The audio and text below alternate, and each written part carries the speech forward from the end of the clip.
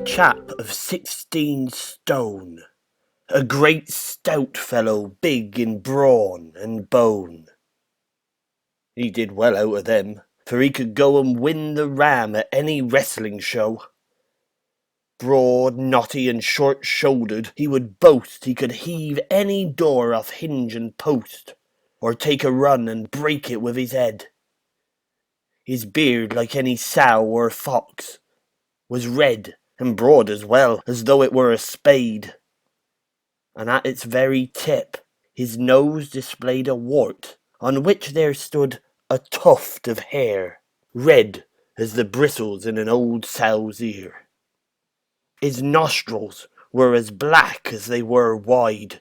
He had a sword and buckler at his side. His mighty mouth was like a furnace door. A wrangler and buffoon, he had a store of tavern stories, filthy in the main. His was a master hand at stealing grain. He felt it with his thumb, and thus he knew its quality, and took 3 times his due.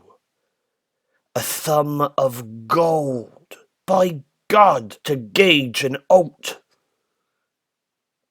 He wore a hood of blue and a white coat. He liked to play his bagpipes up and down, and that was how he brought us out of town.